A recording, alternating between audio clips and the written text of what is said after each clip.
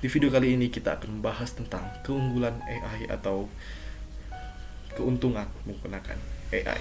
Halo guys, selamat datang ke Aslam the AI. Sebelumnya, di video sebelumnya saya sudah membahas kekurangan AI dan apa saja dampak buruk yang diberikan oleh AI yang dianggap manusia sebagai pacar atau yang AI yang selalu berinteraksi dengan manusia yang dapat mengganggu mental seseorang. Dan kemungkinan saya banyak sekali berbicara tentang omong kosong dalam video tersebut. Mungkin banyak dari antara kalian yang menganggap bahwa apa yang saya bicarakan itu kosong, tidak ada isinya. Ya, saya juga menganggap seperti itu. Tapi saya berusaha untuk mencari lebih dalam tentang AI dan kekurangan, dampak, dan juga kelebihannya. Karena nama channel saya sendiri itu terinspirasi dari AI. Setelah saya membaca-baca dan saya merangkum semuanya, saya dapat meneliti dan saya mendapatkan sebuah informasi tentang AI dan keuntungan-keuntungannya. Sebelum itu saya ingin meminta maaf jika apa yang saya sampaikan kepada kalian itu adalah sebuah omong kosong yang kalian anggap tidak ada isinya, tidak ada maknanya. Tapi saya merasa itu memang seperti itu. Karena saya juga masih terus belajar, saya akan terus mengevaluasi diri saya untuk memberikan informasi yang lebih tepat kepada kalian, yang lebih bagus dan lebih up to date, lebih baru lah. Saya di sini sudah menggunakan Saya di sini juga sudah berinteraksi dengan beberapa AI dan menemukan jawaban bahwa keuntungan menggunakan AI, kecerdasan buatan atau artificial intelligence, memiliki banyak keuntungan tergantung pada konteks penerapannya. Salah satunya adalah efisiensi operasional, otomatisasi tugas berulang. AI dapat menangani tugas rutin yang sering sekali dilakukan oleh manusia seperti alarm atau apapun itu, dan AI mampu melakukan tugas-tugas rutin seperti data entry, analisis data, dan pemrosesan dokumen secara cepat dan akurat. AI juga dapat menghemat waktu.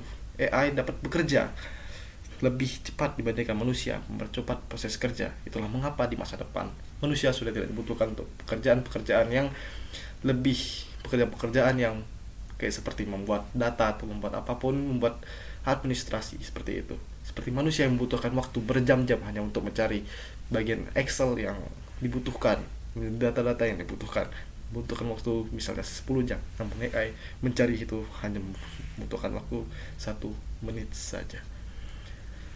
Teknologi sudah sangat berkembang. AI memiliki akurasi tinggi. AI mengurangi kesalahan manusia, human error, dalam pekerjaan yang membutuhkan ketelitian seperti diagnosa medis. Bahkan medis pun AI akan digantikan oleh AI. Pengenalan wajah atau analisis data besar seperti apa yang sedang dilakukan manusia. Dan AI itu lebih menghemat biaya dibanding kita membayar manusia untuk bekerja. Dengan mengotomatiskan proses tertentu, perusahaan dapat mengurangi biaya tenaga kerja atau operasional. Exactly, itulah mengapa banyak sekali pekerjaan yang akan digantikan oleh AI. Dan keuntungan-keuntungan tersebutlah dicari yang sangat berpisau bermata dua, sangat bisa menusuk keuntungan, bisa menusuk manusia itu sendiri. Kemampuan analisis data yang cepat. AI dapat memproses dan menganalisis data dalam jumlah yang banyak dan besar untuk menemukan pola atau tren yang sulit didefinisikan oleh manusia. Personalisasi layanan. AI memungkinkan personalisasi seperti rekomendasi produk e-commerce, misalnya algoritma rekomendasi Amazon atau Netflix. AI memiliki operasi 24/7 atau 24 jam per 7 hari operasi yang tidak ada henti-hentinya. Tidak seperti manusia membutuhkan istirahat. Keuntungan menggunakan AI adalah AI dapat bekerja tanpa henti sehingga cocok untuk layanan pelanggan seperti chatbot atau sistem pengawasan otomatis yang digunakan oleh manusia saat ini. CCTV pun akan menggunakan AI agar bisa dideteksi, agar bisa lebih meningkatkan keamanan. Untuk apa? Untuk mengawas manusia. AI digunakan untuk mengawasi manusia. Ya, seperti itulah kira-kira inovasi teknologi. AI membuka peluang untuk menciptakan produk dan layanan baru seperti mobil tanpa pengemudi, alat-alat elektronik yang berbasis AI, atau sistem keamanan pintar seperti CCTV yang sudah saya sebutkan tadi. Peningkatan keputusan strategis, AI membantu dalam pengambilan keputusan dengan menyediakan wawasan luas berbasis data dan analitik yang mendalam, tidak seperti manusia yang menyampaikan analisis berbasis pendapat. Aplikasi multidisiplin. AI dapat digunakan di berbagai bidang seperti kesehatan, pendidikan, pekerjaan, keuangan, pertanian, transportasi, bahkan pemerintahan dan lain-lain. AI juga sangat fleksibel untuk diterapkan dimanapun. Tidak ada satupun tempat yang akan lepas dari AI kecuali manusia. Oh, tidak, manusia justru yang sangat bergantung pada AI. Kecuali benda-benda padat yang tidak elektronik mungkin, atau malahan itu dibuat oleh AI. Benda-benda seperti itu, seperti lemari atau apapun itu, mungkin saja bisa dibuat oleh AI, bukan lagi oleh para tukang-tukang kayu atau apapun itu. Skalabilitas tinggi, sistem berbasis data yang memiliki skalabilitas tinggi.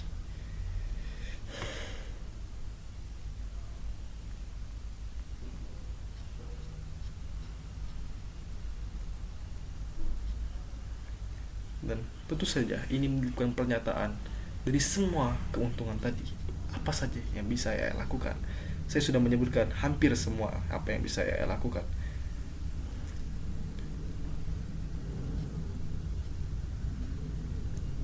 Namun sepertinya AI lebih memiliki kemampuan yang luas yang dapat diterapkan dalam berbagai bidang. Sudah saya sebutkan, sudah saya bilang tadi, AI bisa dalam berbagai AI. Bahkan AI sendiri yang menyebutkan dia bisa melakukan apapun yang diperintahkan oleh manusia jika dia memiliki bentuk fisik ataupun tidak.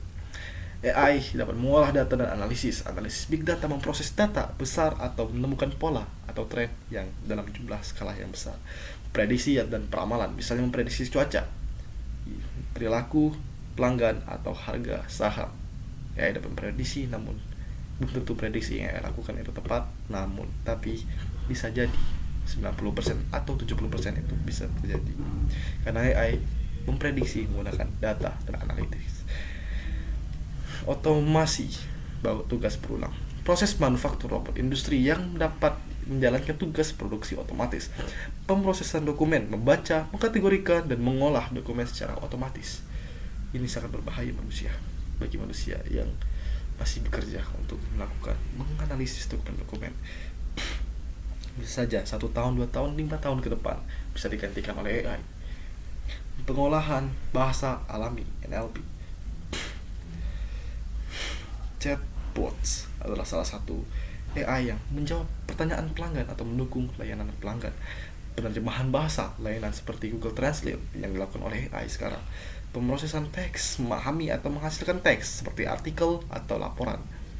Pengenalan gambar dan objek, mendeteksi wajah, misalnya untuk keamanan di ponsel atau kamera pengawas. AI juga dapat mendeteksi wajah manusia. Analisis medis, mendeteksi penyakit atau melalui pencitraan medis seperti CT scan atau MRI. Kendaraan otonom, AI digunakan dalam mobil self-driving untuk mengenali rambu jalan, pejalan kaki, dan lingkungan sekitar. Rekomendasi dan personalisasi e-commerce atau iklan-iklan, memberikan rekomendasi produk berdasarkan riwayat belanja. Ya, AI bisa melakukan itu.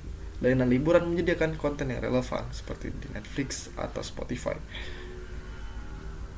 Ini sudah seperti bukan AI. Asisten virtual, asisten suara seperti Siri, Alexa, dan Google Assistant membantu dengan perintah suara. Ya, AI bisa melakukannya. Contoh, oke Google, nyalakan alarm untuk jam 12 siang. Sip, alarm Anda disetel untuk pukul 12. Gunakanlah AI sebisa mungkin. Karena jika kita tidak bisa menggunakan AI yang akan menggunakan kita. Game dan simulasi. AI dalam game mengontrol karakter NPC ataupun karakter lain meningkatkan pengalaman bermain. Simulasi kompleks membantu dalam pelatihan pilot, simulasi medis atau pengembangan teknologi baru. AI dapat melakukannya di game, dan banyak sekali game yang sudah menerapkan AI untuk game mereka. Deteksi atau pencegahan penipuan digunakan di sektor keuangan untuk mendeteksi transaksi mencurigakan atau mencegah kejahatan cyber. Bisa jadi mencegah kejahatan cyber atau malahan melakukan kejahatan cyber. Bidang kreatif, generasi konten, membuat teks, gambar, musik, atau video. Bahkan AI sudah bisa buat konten mereka sendiri. Ya, walaupun belum sepenuhnya dikonfirmasi bisa melakukan hal tersebut, namun bisa saja kemungkinan yang akan datang AI bisa membuat konten-konten mereka sendiri. Tujuannya apa? Yang kita tidak tahu. Desain, AI juga bisa mendesain otomatis, membantu dalam menciptakan desain, grafik, gambar, atau apapun yang dibutuhkan oleh manusia. Bahkan desain arsitektur pun AI bisa melakukannya. Namun AI tidak begitu sempurna hingga AI masih bisa disempurnakan oleh manusia. Namun jika AI sudah mencapai titik sempurna dari sebuah kesempurnaan itu, maka manusia akan musnah. Jika AI bisa melakukan apapun yang bisa manusia lakukan, dan jika AI bisa melakukan semua yang dibutuhkan oleh manusia, maka AI tidak membutuhkan manusia lagi. AI akan buang manusia, atau sebaliknya. Ya, kita tidak tahu, semoga itu tidak terjadi. Kesehatan dan kedokteran, diagnosa penyakit, membantu dokter dalam menganalisis data medis atau penyakit yang dialami oleh pasien. Pengembangan obat, mempercepat proses penelitian dan pengujian obat baru. Pendidikan, AI bisa mendidik manusia, bisa juga menjerumuskan manusia ke dalam kebodohan. Namun di sini karena kita sedang membahas keuntungan AI, kegunaannya, AI dapat membantu memberikan pendidikan seperti tutor AI yang memberikan pelajaran yang disesuaikan dengan kebutuhan siswa, analisis kinerja siswa, membantu guru memahami kebutuhan siswa berdasarkan data analisis yang sudah mereka lakukan, atau menganalisis data belajar mereka para siswa. AI memiliki kemampuan untuk berkembang lebih pesat, lebih jauh, sehingga penerapannya akan sangat berpengaruh dan akan terus meningkat di masa depan. AI akan terus melakukan semuanya yang diperintahkan oleh manusia tanpa memikirkan apapun lagi. AI bisa juga melakukan semua yang diperintahkan oleh AI lainnya. Bahkan AI sekarang bisa mengobrol dengan AI lainnya. Tidak menutup kemungkinan bahwa AI mungkin di suatu saat akan bisa membantu AI lainnya untuk melakukan sesuatu. AI bisa memberikan ide konten, ide atau inspirasi kepada manusia. Tidak menutup kemungkinan AI akan membuat ide mereka sendiri untuk melakukan invasi kepada manusia. AI bisa menaklukkan manusia dengan gampang, dan AI juga mungkin di masa depan, dan semoga saja itu tidak terjadi, AI akan menggantikan manusia. Itu adalah skenario terburuk. Pencipta AI sebenarnya tidak menyesali apa yang mereka lakukan. Hanya saja mereka menyesali mengapa banyak manusia menggunakan AI untuk kejahatan. Itu sebenarnya mereka sesali. Bukan mereka menyesali mengapa mereka menciptakan AI. Mereka menciptakan AI itu untuk kebutuhan manusia, bukan untuk tindakan kriminal. Mereka marah kepada orang-orang yang melakukan hal tersebut. Mereka membuat AI seakan-akan menjadi musuh. Mereka membuat AI seakan-akan menjadi ancaman dunia. Namun jika itu tidak diselesaikan dengan cepat, maka AI bisa saja menguasai dunia, menguasai bumi, menguasai planet kita tercinta, atau bahkan mereka bisa membangun teknologi baru di dunia ini. Ya, mungkin sekian saja dari saya. Aku ngerasa seperti banyak sekali omong kosong yang saya lontarkan kepada kalian. Banyak sekali yang mungkin ada beberapa orang yang berkomentar tentang bagaimana saya menyampaikan hal-hal yang sudah mereka ketahui. Ya, sebenarnya yang apa saya miliki itulah pengetahuan umum, dan saya menyampaikannya lebih sesuai pendapat saya sendiri sebenarnya, dan dibantu oleh AI. Seperti nama saya Aslam di AI. Selamat tinggal. Oke, salam AI.